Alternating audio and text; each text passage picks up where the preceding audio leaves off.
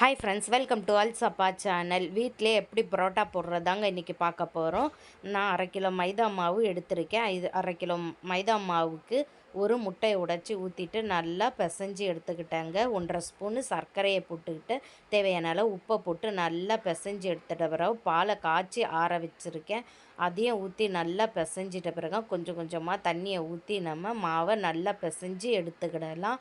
50 ml எண்ணெயை ஊற்றி கொஞ்சம் கொஞ்சமாக ஊற்றி நல்லா விரசி எடுத்துட்ட பிறகு நம்ம கீழே வச்சு நல்லா அழுத்தம் கொடுத்து கொடுத்து நம்ம மாவை விரசி எடுக்கணும். அப்போ தான் நமக்கு சாஃப்டான பரோட்டா கிடைக்குங்க. 2 கையும் வச்சு நல்லா அழுத்தம் கொடுத்து பிசைஞ்சி மாவை மடக்கி மடக்கி நல்லா பிசைஞ்சி எடுத்துக்கிடலாம். நல்லா சாஃப்டான பிறகு மாவை நல்லா ரவுண்டு பண்ணிவிட்டு எண்ணெயை நல்லா தடவி டிஷ்யூ பேப்பர் வச்சு 1/2 மணி நேரம் ஊற விட்டுறலாங்க. 1/2 மணி நேரத்துக்கு பிறகு நம்ம டிஷ்யூ பேப்பர் எடுத்து பார்க்கலாம். நல்லா உப்பி சாஃப்டான நமக்கு மாவு இருக்கும். இனி சின்ன சின்ன பால்ஸாக வெடிப்பு விடாமல் உருண்டை பிடிச்சி நம்ம எடுத்து வச்சுக்கிடலாங்க. மைதா மாவை எல்லா பால்ஸும் பிடிச்சி எடுத்து வச்சுக்கலாம். எனக்கு 1/2 கிலோ மைதா மாவுக்கு 15லேருந்து 17 பரோட்டா கிடச்சிது. இனி நம்ம ரவுண்டில் பால்ஸ்லலாம் எண்ணெயை தடவி உருட்டி வச்சுக்கிடலாம்.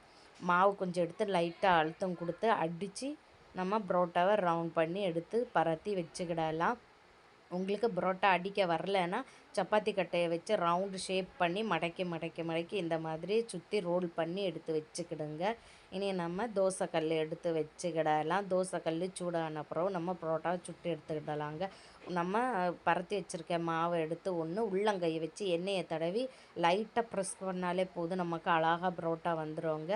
இனி நம்ம தவாவில் போட்டு சுட்டு எண்ணெயை நிறைய ஊற்றி ஊற்றி சுட்டு ப்ரௌன் கலர் வந்த பிறகு நம்ம பரோட்டாவை எடுத்துட்டு அடிக்கலாங்க. நல்லா அடித்தா நமக்கு லேயர் லேயராக பரோட்டா வந்துடும். பார்த்திங்களா எவ்வளோ லேயர் லேயராக வந்திருக்கு.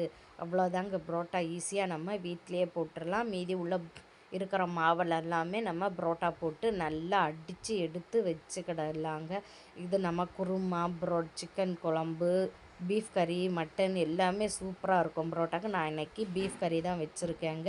அவ்வளோ டேஸ்டியாக இருந்து நீங்களும் ஒருக்கா ட்ரை பண்ணி பாருங்கள். இந்த வீடியோ பிடிச்சிருந்ததுன்னா மறக்காமல் லைக் பண்ணி சப்ஸ்கிரைப் பண்ணுங்கள். பாய்.